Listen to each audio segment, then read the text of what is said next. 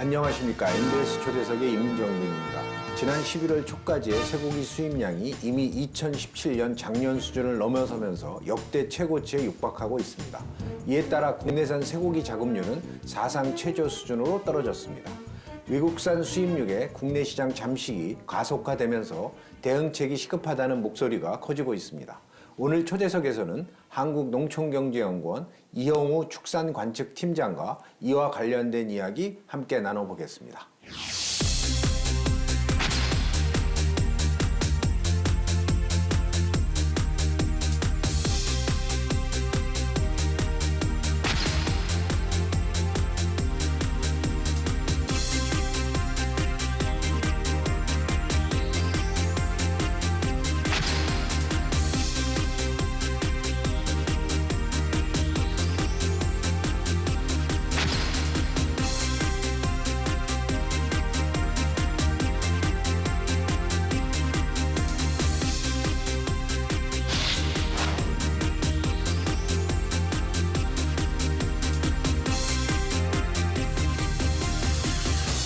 팀장님, 오늘 나와주셔서 감사합니다. 예, 초대해 주셔서 감사합니다.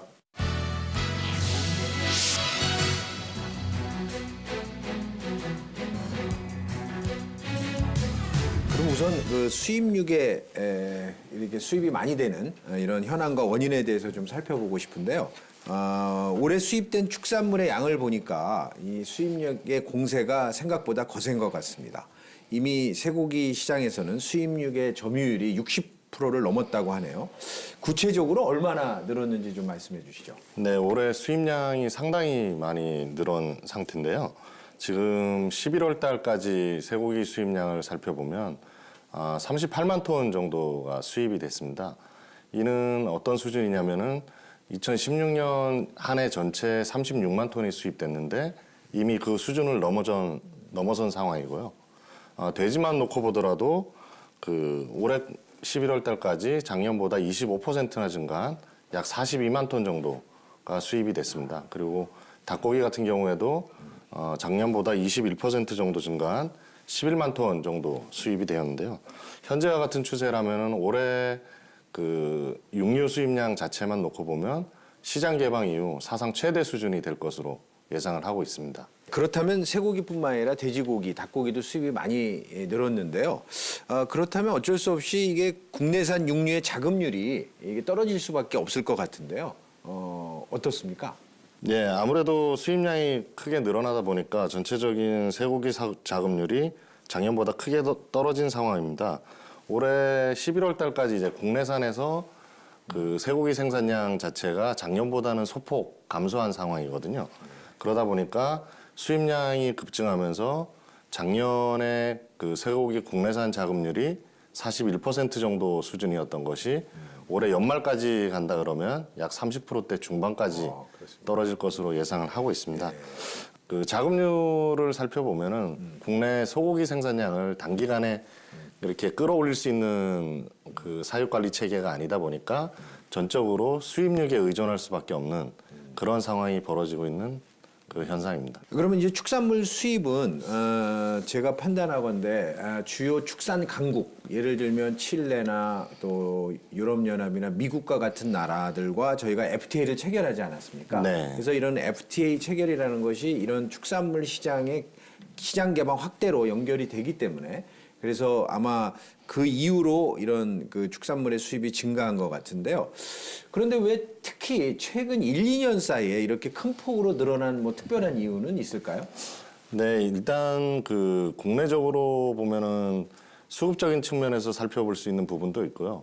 수급 외적인 부분에 있어서 어떤 안전성이라든가 그런 부분에 있어서 우리 국내산 축산물이 사실 가축 질병이라든가 어떤 살충제 검출이라든가 이런 부분에 어떤 부정적인 이미지가 수입 축산물에는 어떻게 보면은 수입량을 늘릴 수 있는 호재로 작용하지 않았나 이렇게 보고 있습니다. 우리 국내에서 이 가축 질병, 부제역이라든지 조류 인플루엔자 이런 것들이 발생함으로써 우리 소비자들의 좀 약간 식품 안전에 대한 어떤 신뢰감을 떨어뜨린 것이 예, 오히려 수입육의 선호를 높이는 이런 거로 작용했다는 것이군요. 네네. 또 그 이외에도 뭐 축산물의 어떤 수출국들이 어떤 마케팅이나 이런 측면에서 좀 공격적으로 해서 우리 네. 이 소비자들의 인식이 변화된 건 없을까요? 예, 미국 같은 경우에는 이제 BSE 발생 이전 그 쇠고기 수입량을 거의 육박하고 있는데요. 최근 들어서 대형 할인점을 중심으로 해가지고 공격적인 마케팅을 벌이고 있습니다. 특히나 이제 돼지고기 같은 경우에도 상당히 수입이 많이 늘었는데 원산지보다는 최근에 이제 국내 소비자들이 가격과 맛에 이런 소비 기준을 바꾸다 보니까 전체적으로 미국산도 냉장육이 많이 들어오고 있는 상황이고요. 호주 같은 경우에는 과거에 이제 청정 이미지에 그 주로 호소한 반면에 최근 들어서는 소고기 영양에 또 초점을 맞춰가지고 프로모션을 진행을 하고 있는 상황입니다. 그리고 또 뉴질랜드 같은 경우에는 그 목초 사육 그 소고기라는 이미지를 부각시키기 위해서 노력을 하고 있는 것으로 알고 있습니다. 아, 그렇군요. 그래서 하여튼 이 수입육에 대한 우선 소비자들의 거부감도 많이 줄었고 또 이 수출국들이 또 공격적으로 마케팅도 하고 해서 아마 수입이 최근에 많이 늘은 것 같은데요. 근데 특히 그 쇠고기의 경우 이 수입산이 이렇게 우리 국내 시장을 잠식하는 거는 수입 쇠고기의 가격 경쟁력이 좀 높기 때문이라고 생각이 되는데요. 우선적으로요. 우선 그 상황을 좀 한번 설명해 주시죠. 수입육 같은 경우에는 기본적으로 우리 같은 경우에는 수출을 남아서 하는 게 아니라 그 수출 대국들 같은 경우에는 자국 내에서 생산된 게 남아서 보내는 그런 시스템이다 보니까 전체적으로 생산비에서 경쟁력이 국내산하고는 좀 차이가 많이 나고 있습니다. 그래서 들어오면 막상 시장에서 경쟁을 하게 되면 가격적인 측면에서는 국내산보다는 훨씬 저렴하게 판매를 할 수 있는 상황이고요. 실제로 뭐 AT에서 발표되는 가격 자료를 보더라도 냉장육 같은 경우에는 국내산하고 약 2배 정도 이상 차이가 나고 있고요. 예. 냉동육 같은 경우에는 수입 냉동육이 국내산에 비해서는 한 5배 정도는 더 저렴한 거로 지금 파악이 되고 있습니다. 아, 그래서 2배에서 5배까지 가격 차이가 있으니까 네네. 가격이 그러니까 수입산이 싸다는 얘기군요. 네네. 그것이 아마 중요한 요인 중에 하나인 것 같습니다. 또한 이제 과거에는 저도 그렇지만 외식업계, 그러니까 식당이나 이런 외식을 할 때 주로 수입산 등심이나 갈비 위주로 제가 먹었던 것 같거든요. 그리고 통계상으로도 과거에는 하여튼 이렇게 외식업계에서 주로 파는 등심이나 갈비 등이 주로 수입산 쇠고기였는데요. 근데 최근에는 하여튼 매우 다양한 부위에 걸쳐서 이 우리의 가정용 식탁까지도 잠식하고 있다고 들었습니다. 네네. 그 상황은 어떤가요? 실제로 과거에 그 등심 위주 어떻게 보면은 구이용 문화가 우리 그 소고기 문화를 지배를 좀 했었는데 최근 들어서 이제 불고기라든가 전골, 국거리 이런 부분들도 수입육 쪽에서는 많이 소비가 되고 있는 것으로 파악되고 있습니다. 그러다 보니까 앞다리살이라든가 목심, 양지 같은 경우에는 그 수입육 쪽에도 시장을 점차 확대하고 있는 상황인데요. 실제 그 통계 자료를 살펴보면은 2012년에 이제 약 그 앞다리살 같은 경우에는 28,000톤 정도가 들어왔었는데 작년만 하더라도 4만 톤 이상 들어온 상황입니다. 그러니까 5년 사이에 한 2배 정도 늘어난 상황이고요. 목심 같은 경우에도 17,000톤에서 한 32,000톤까지 늘어나면서 약 70% 정도 늘어난 상황입니다. 이 기간 동안에 이제 등심 수입량을 따로 이렇게 살펴보니까 2012년에 36,000톤이었던 것이 작년 2017년에 39,000톤으로 약 7%밖에 늘어나지 않은 것으로 봐서는 그동안에 이제 등심 위주의 어떤 수입육 문화, 그 수입육 구이용 문화가 어떻게 보면은 불고기라든가 이런 부분에까지 확대 전이된 그런 상황으로 파악되고 있습니다. 아, 그렇군요. 그래서 하여튼 다양한 부위에 걸쳐서도 하여튼 수입이 많이 네네. 되고 있고 특히 지금까지는 하여튼 쇠고기를 중심으로 저희가 살펴봤는데요. 그래서 하여튼 아마 한우 산업이 그래서 문제일 것 같습니다. 그러니까 쇠고기 수입이 많이 이게 수입이 되면 이게 국내 시장에 쇠고기 자급률이 떨어지고 국내산 쇠고기가요. 그렇다면 그거를 생산해내는 우리 한우 산업에 좀 영향이 있을 네네. 것 같은데요. 그래서 아마 일부에서는 한우의 우리 생산 기반이 좀 더 이렇게 잠식당하고 또 무너질 수 있는 위기가 오는 거 아니냐 이런 그 우려감이 있는데요. 이에 대해서 네. 어떻게 생각하세요? 어쨌든 수입 쇠고기가 국내산 소비 기반을 빠르게 잠식하면 결국 우리 한우 산업에도 그 생산 기반이 무너질 우려될 가능성이 높습니다. 그렇다 보니까 이게 다시 말하면은 수입 쇠고기가 늘어나게 되면 국내산 소비 기반이 잠식이 되고 그러면서 국내산 가격이 하락할 가능성이 있습니다. 그러면은 국내 한우 그 생산하시는 농가분들도 앞으로 소를 키워야 되느냐 말아야 되느냐에 대한 어떤 고민이 생기면서 어떤 기반이 좀 흔들릴 수 있는 그런 상황이 벌어질 수 있는데요. 실제 또 유통업체 모니터링을 좀 해보니까 요즘 들어서는 주부분들도 이제 그 망설임 없이 좀 수입육에 대해서 이렇게 구매를 하는 그런 것 같습니다. 그래서 뭐 이거는 좀 과도한 말이긴 하지만은 좀 뭐 한우 고기의 그 소비 기반이 붕괴되는 게 좀 시간 문제다라는 이런 우려의 목소리도 나오고 있는데요. 실제 그 유통업체들 그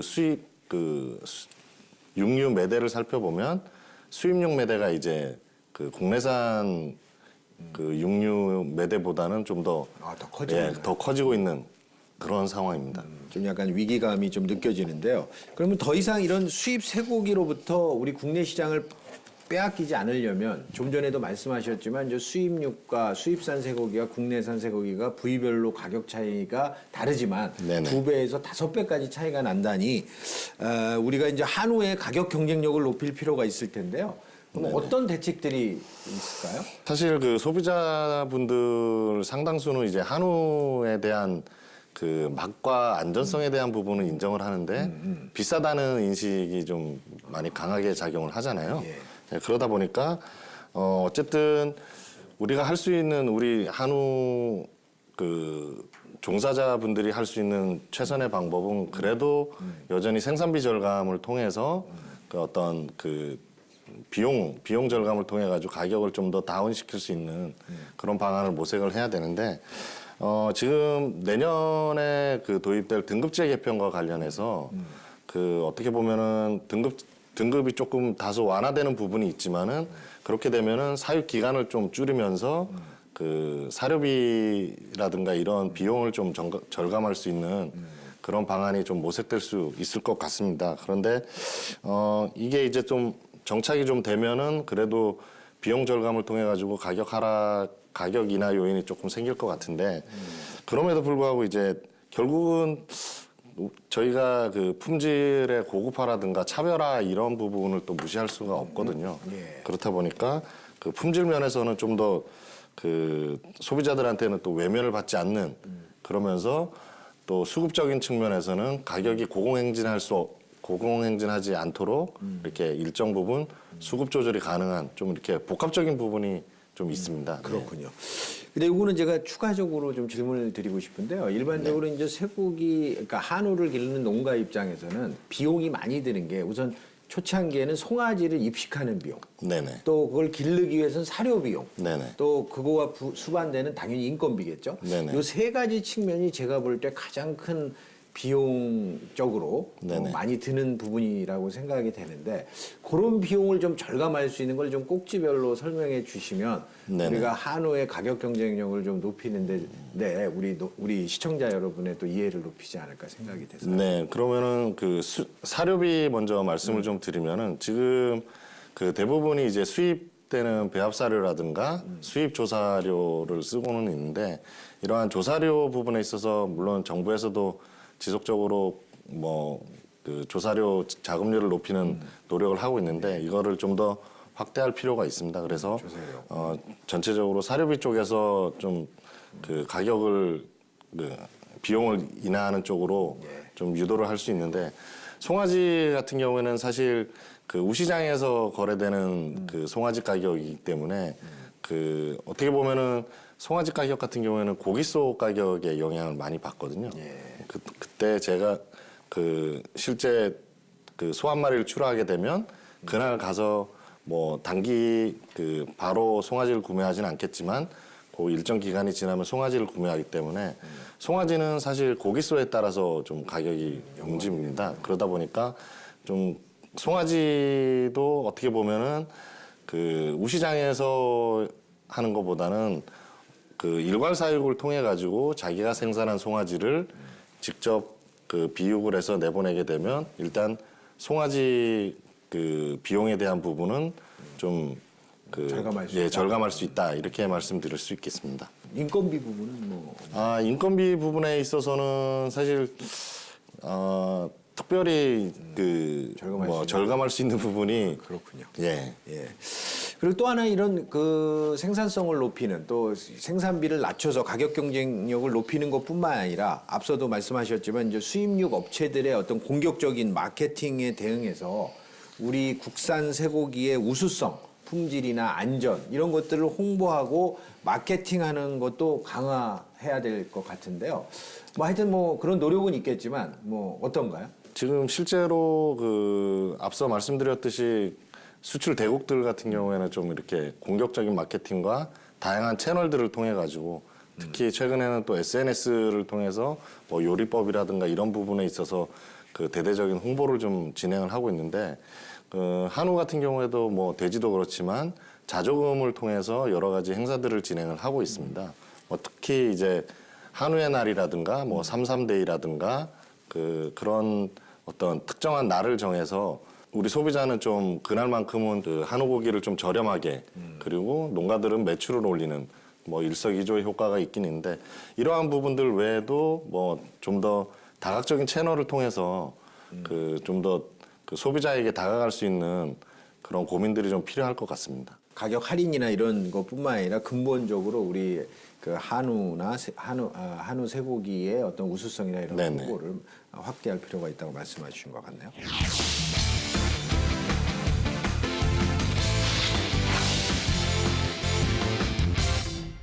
그런데 하여튼 수입육의 국내 시장 이 확산이 비단 이 쇠고기에만 국한된 게 아니기 때문에 그럼 다음은 우리가 이제 돼지고기에 대해서 좀 말씀을 나누고 싶은데요. 네네. 최근에 저도 가보긴 했지만 이 돼지고기 시장에서 이 스페인산 이베리코라는 이런 수입산 돼지고기가 인기를 끌고 있더라고요. 네네. 특히 그 우리 젊은 층에. 그래서 이런 그 프리미엄급 수입산 돼지고기라는 홍보를 하면서 우리 국산 돼지고기 시장도 굉장히 잠식하고 있는 것 같은데요. 네네.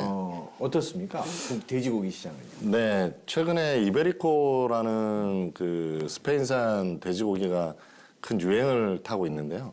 사실 이베리코가 스페인에서 그 생산되는 부분은 약 1% 정도라고 합니다. 그런데 그게 이제 어떻게 보면은 그 스페인 쪽에서는 어떤 스토리텔링을 통해 도토리를 먹였다는 이유로 그렇죠. 어떤 스토리텔링을 통해 가지고 국내 이제 소비자들한테 어필을 하고 있는 상황인데요.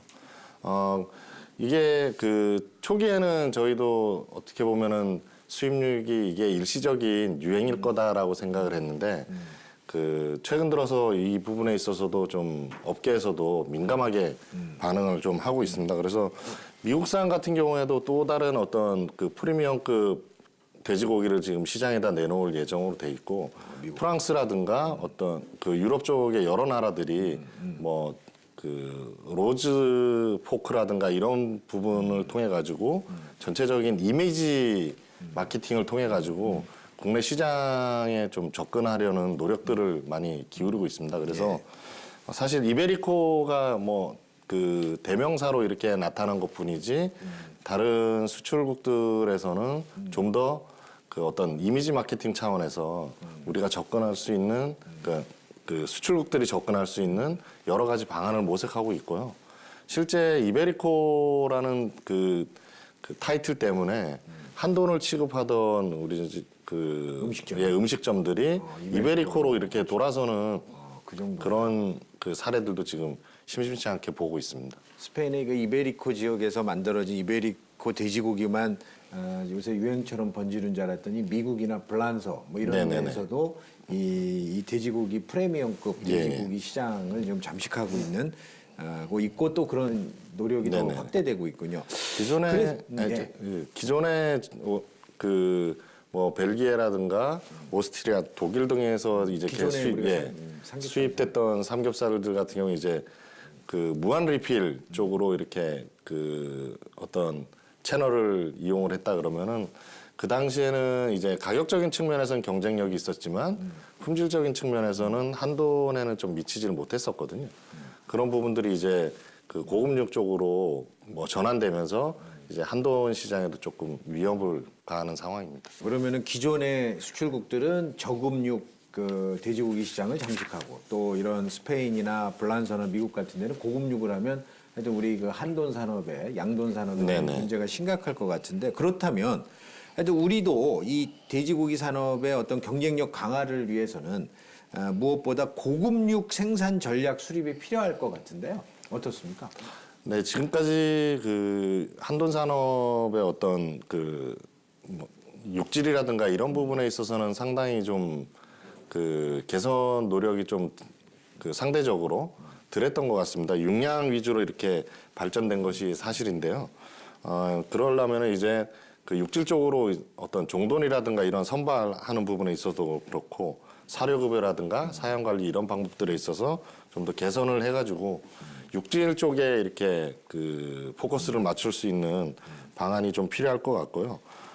전체적으로 그 소고기 같은 경우에는 지금 등급제가 완전히 정착이 돼 있는데 한돈 같은 경우에는 등급제 그 정산이 아니라 지금 지육 중량 위주로 정산을 하다 보니까 그만큼 이제 등급제가 정착이 아직 안 된 부분이 있습니다. 그래서 그런 부분들을 좀 개선해 나가는 것이 필요할 것 같고요.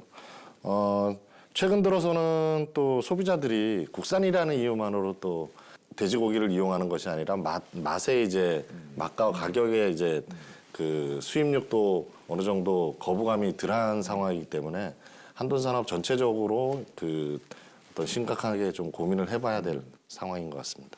그러면 뭐 하여튼 뭐 육질이라든지 또 등급제를 전환하는지 또 가격이나 맛도 좀 신기하고 이런 여러 가지 우리가 종합적으로 해야 될 일이 많은 것 같은데요. 근데 특히 우리 축산 농가 입장에서 네네. 이런 어떤 사양 관리 또 이 가축 질병을 줄이는 노력 이런 거를 통해서도 또 우리 소비자들의 신뢰를 얻을 필요가 있을 것 같은데 네네.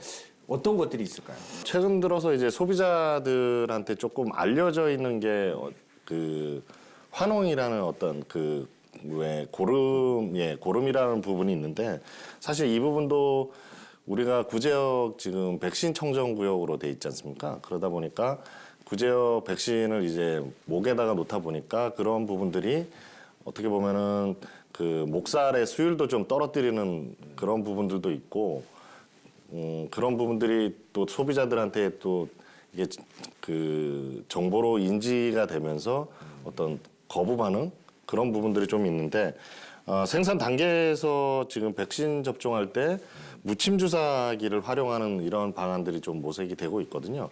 그러다 보니까 그 앞으로 그런 부분들을 좀 적극적으로 활용하면 목살 부분에 있어서는 좀 해결이 될 것 같고요.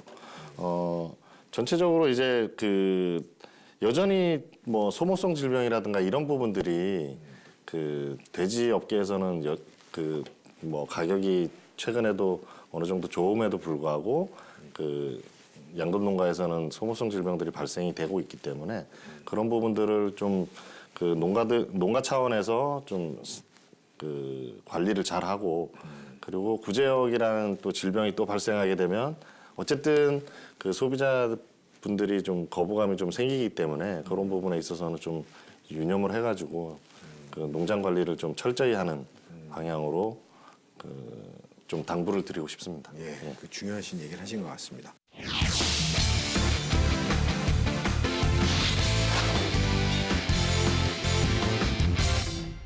저희가 지금 하여튼 쇠고기와 돼지고기를 중심으로 이 수입육의 국내 시장 잠식에 대해서 이야기 중인데요. 근데 아무튼 이렇게 수입육 시장의 외연 확대, 그러니까 외국산 그 쇠고기나 돼지고기들이 우리 국내 시장을 잠식하는 이런 현상은 결국 우리 축산업에 부정적 영향으로 작용할 수밖에 없을 것 같은데요. 그럼 어떻게 이걸 우리가 풀어나가야 될까요?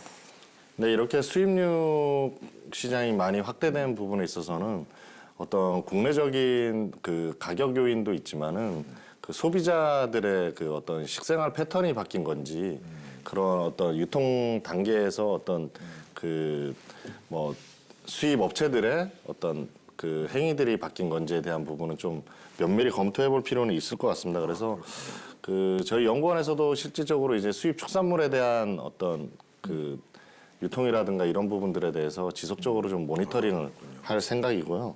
그 이를 통해 가지고 어떻게 보면은 소비자들이 좀 더 그 안정적으로 소비를 할 수 있는 그런 그 어떤 모멘텀을 좀 드릴 수 있는 정보라도 제공할 수 있는 차원에서 앞으로 좀 연구도 좀 진행할 계획입니다. 현재 우리나라 농업에서 이 축산업이 차지하는 비중이 굉장히 증가도 해왔고 또 이 굉장히 그 높은 위상을 우리 축산업이 차지를 하고 있는데요. 그런데 이렇게 최근과 같이 수입산 육류가 이 국내 시장을 잠식을 계속한다면 이 축산업의 위축은 좀 불가피하지 않은가 생각이 되는데요.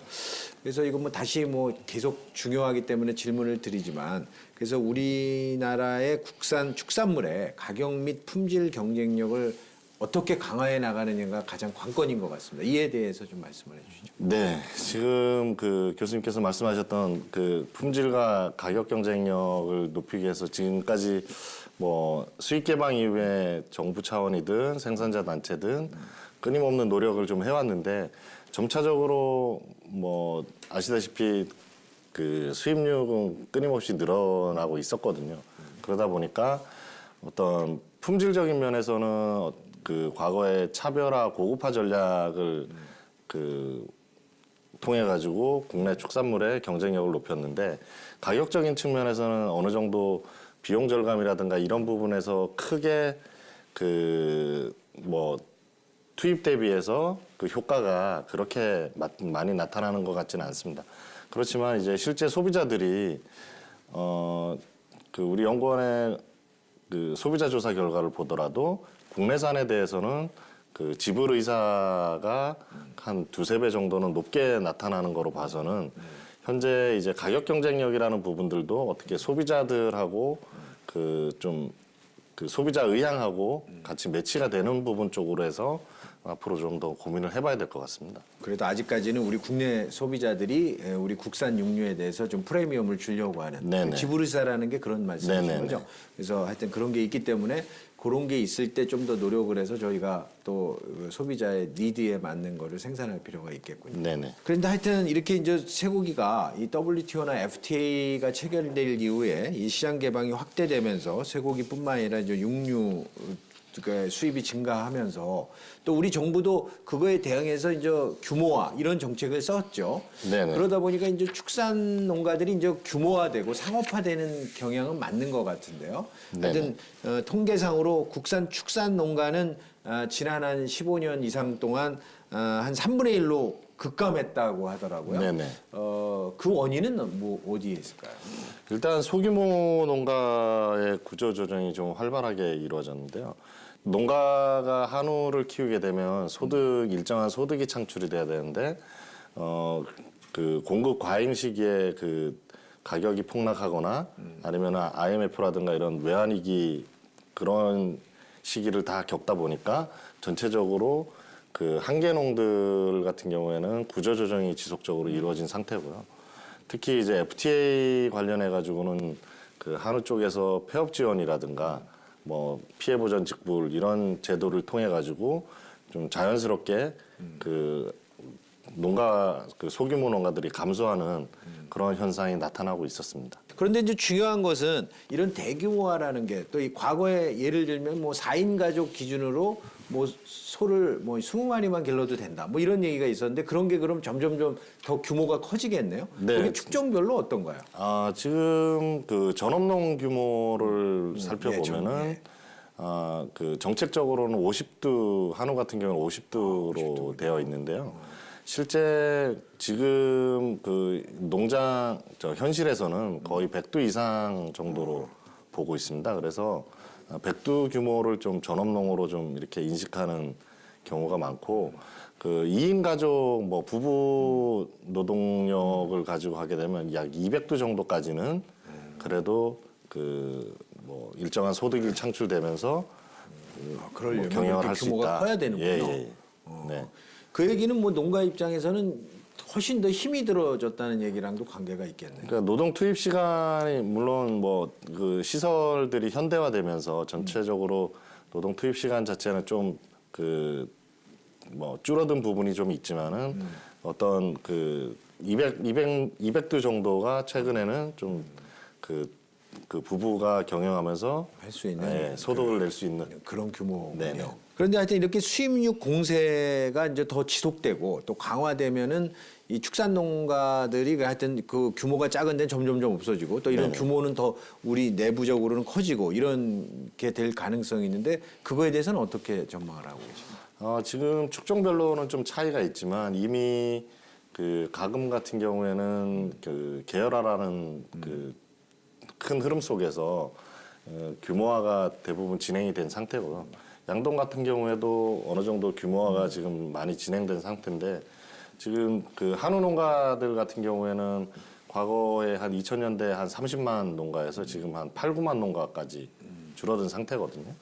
근데 그 좀 다른 축종들 같은 경우에는 규모화되는 부분에서 어떤 시설 현대화라든가 이런 부분이 좀 그 많이 진행이 된 반면에 특히 이제 한우 쪽 같은 경우에는 어떻게 보면은 소규모 번식하고 그 대규모 그 일괄 사육 농가 아니면은 대규모 비육 농가 이렇게 세분화돼 있다 보니까 전체적으로 소규모 번식 농가가 많이 그 줄어들었거든요. 예. 그러다 보니까 번식 기반에 대한 우려, 뭐 붕괴 우려 이런 부분들까지 얘기가 되고 있는데요. 그런 부분에 있어서는 좀 더 우리가 좀 대책을 좀 강구를 해야 될 것 같습니다. 그러게요. 저도 뭐 지금 우려되는 것이 뭐 규모화되는 건 좋지만 우리의 그 영세 규모 혹은 중규모의 이런 그 한우 농가나 이런 축산 네네. 농가들이 이게 없어진다 그러면 이 축산 기반 자체의 붕괴 문제뿐만 아니라 이제 농촌에 그래도 많은 분들이 좀 살아서 네네. 이게 뭐라 그럴까요? 농촌의 어떤 경제 공동체를 이루는 이런 것이 사실 국가의 지역 균형 발전에도 좋을 것 같은데요. 네. 그런 측면에서 보면 어떻게 이런 그 축산 농가들 그래도 네네. 대규모로만 보는 게 아니라 이게 네. 같이 이게 상생하면서 살 수 있는 이런 장기적인 대책에는 뭐 어떤 것이 있을까요?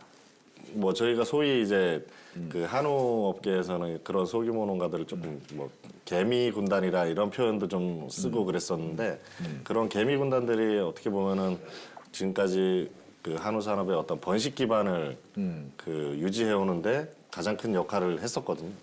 그러면서 실제로 규모화되면서 어떤 그 송아지 번식이라든가 이런 부분에 있어서 좀 그 뭐 한두 마리 키우는 분들보다는 어떤 그 뭐 그 관심도라든가 이 뭐 발정이라든가 이런 발정 주기라든가 이런 부분들을 체크를 못 하다 보니까 그 뭐 실제로 송아지 생산율 자체가 많이 떨어지는 그런 상황이 벌어지고 있거든요.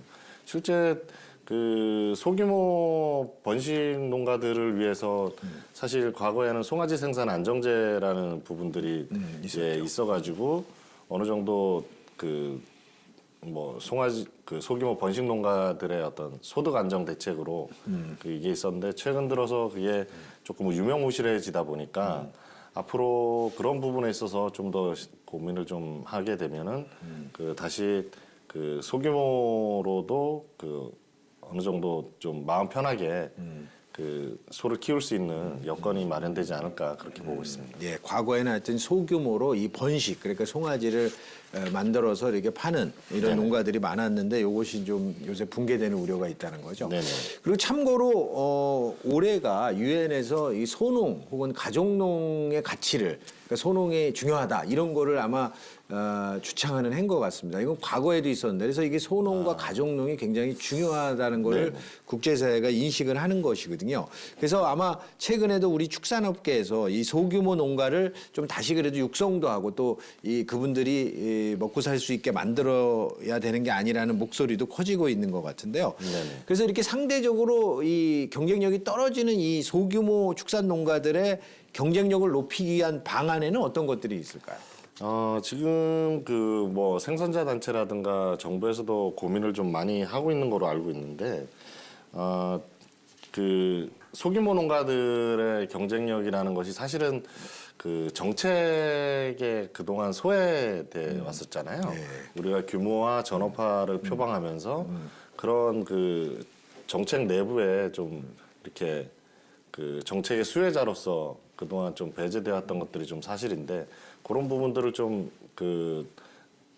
좀 내부화하면서 좀 더 우리가 그 어떤 그 소규모 농도 우리 그 축산업의 하나의 축이다라는 인식을 좀 가지고 정부 정책이라든가 이런 것들이 좀 지원이 됐으면 좋겠고, 뭐 피해 보전, 앞서 말씀드렸던 피해 보전 부칙불이라든가 이런 부분에 있어서도 좀 뭐 규모를 확대하는 그런 쪽으로 좀 유도를 하는 것이 전체적인 뭐 소득 안정화 방안에 좀 도움이 되지 않을까 그렇게 생각을 합니다.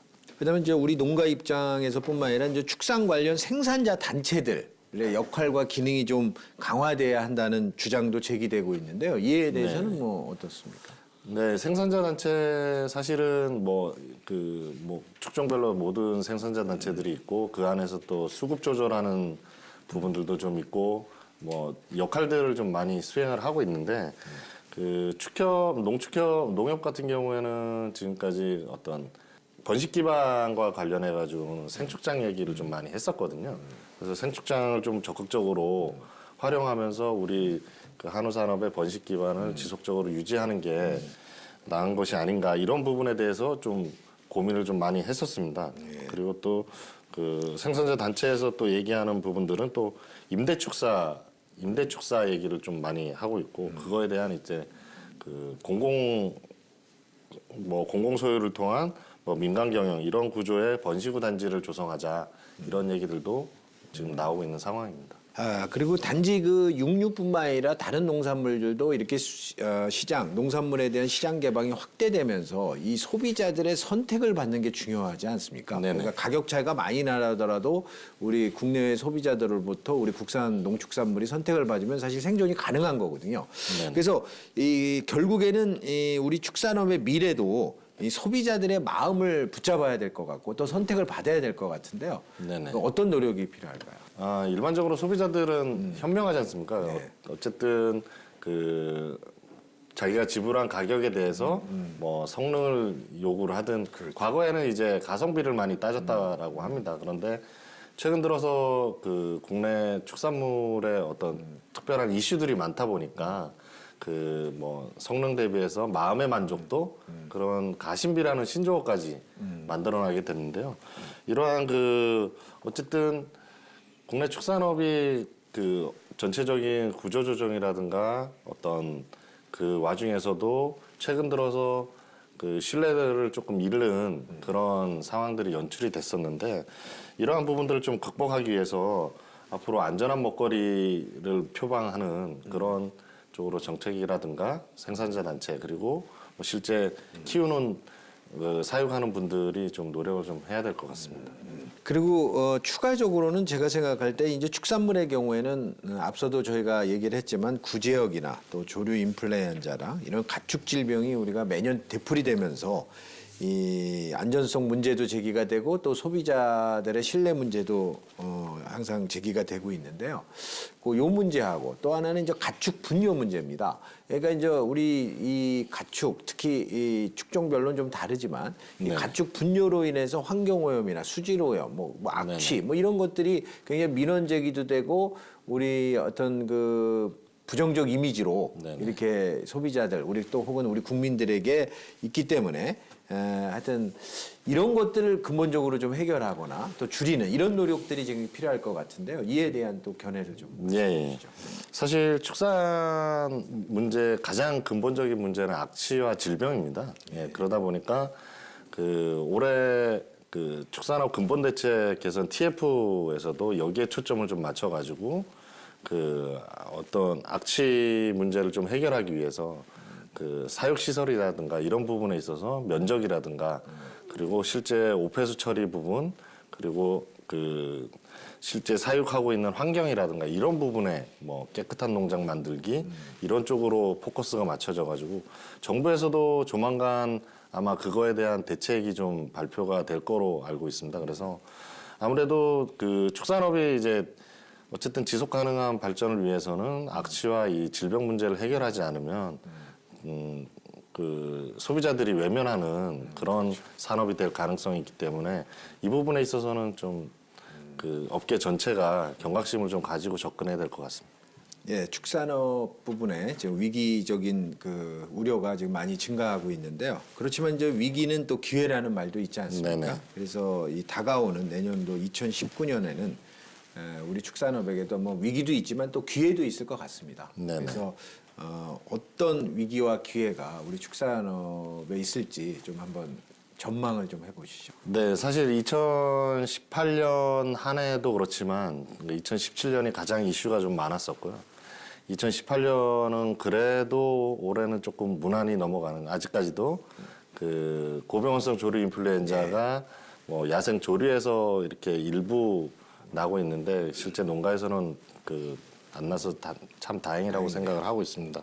내년도 그 2019년도에 대해서 그 수급적인 측면하고 좀 제도적인 측면을 나눠가지고 말씀을 좀 드리도록 하겠습니다.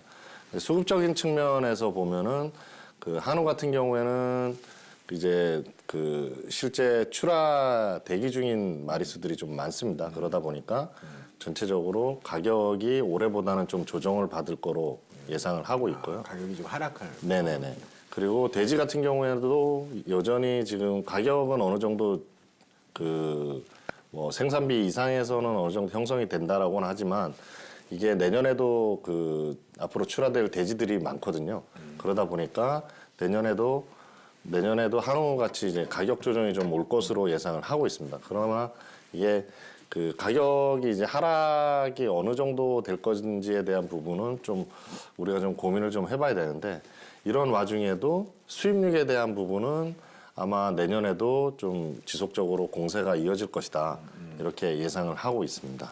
다음 이제 제도적인 측면에서 보면은 올해도 미허가 축사 부분이 좀 그 연기가 됐잖아요. 1년 유예 기간을 받았잖아요.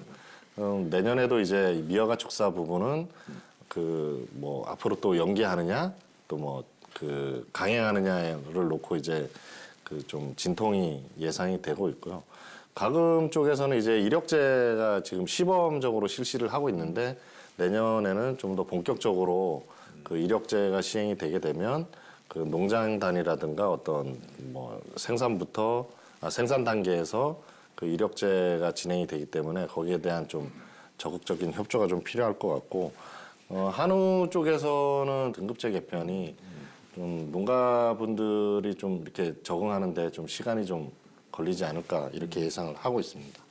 그리고 그 계란 쪽에서는 그동안 워낙 그 살충제 검출이라는 어떤 그 큰 이슈를 맡다 보니까 그 식약처에서는 이제 계란에다가 산란 일자를 표기하는 그런 부분까지 지금 접근을 하고 있거든요. 그래서 이러한 부분들이 이제 결국은 어쨌든 소비자 신뢰를 위한 어떤 정책들이다 보니까 이거를 그동안 올 한 해도 그렇지만 내년에도 수입육의 어떤 공세라든가 이런 부분들이 만만치 않을 거로 예상을 하고 있거든요.